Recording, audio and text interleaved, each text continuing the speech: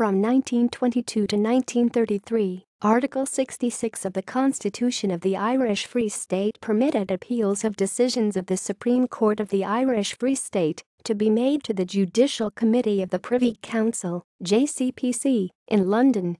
This was a requirement of the Anglo-Irish Treaty of 1921, which underpinned the creation of the Irish Free State. The treaty specified that the Free State's constitutional status would be the same as the other British dominions, whose local courts allowed further appeal to the JCPC. While Article 1 of the 1921 treaty said the Free State's constitutional status would match all the existing dominions, Canada, Union of South Africa, Australia, New Zealand, Article 2 said the relationship of the Crown, or the representative of the Crown to the Free State would match Canada.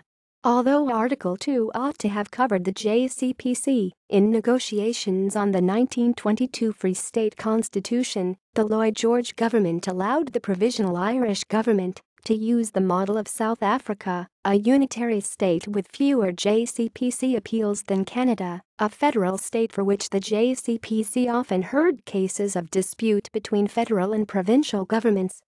Kevin O'Higgins predicted there would not be 2 or 3 appeals in a century, where appeals would only be granted in very special cases, raising matters other than purely Irish interests, raising international issues of the first importance. The Cumann nGaedheal governments of 1922-32 sought to minimise appeals to the Privy Council as undermining the autonomy of the Free State and giving fuel to its Republican opponents.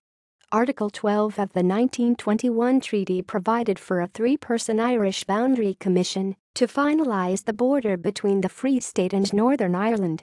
In 1924, when Craigavon Stormont government refused to appoint Northern Ireland's commissioner, MacDonald's Westminster government referred to the JCPC the question of whether it could either force Stormont to nominate or make one in its stead.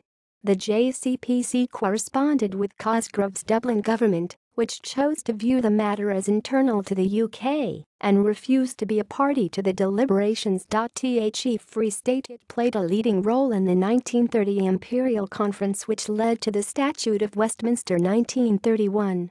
Fianna Fáil came to power after the 1932 general election and began removing British and monarchist elements from the Constitution.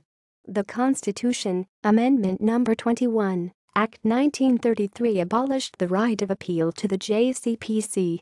The JCPC itself ruled in 1935 that the Free State Oireachtas Parliament had the power to do so under the Statute of Westminster. List of referrals. References. Sources. Constitution of the Irish Free State, Stead and Act 1922.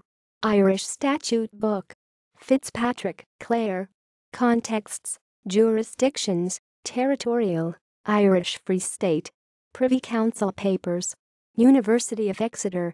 Moore, Thomas, 2002. The Privy Council Appeal as a Minority Safeguard for the Protestant Community of the Irish Free State, 1922-1935, PDF. Northern Ireland Legal Quarterly. 63, 365-395. Swinfen, David B. 1990. Imperial Appeal, The Debate on the Appeal to the Privy Council, 1833-1986. Manchester University Press.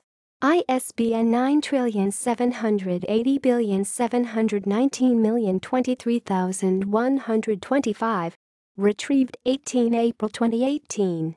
Citations. Further reading. Moore, Thomas, 2016. Guardian of the Treaty, the Privy Council Appeal and Irish Sovereignty. Four Courts Press. ISBN 9784846825873. External links. The Judicial Committee of the Privy Council Decisions by Lee. Documents on Irish Foreign Policy. Search for Privy Council.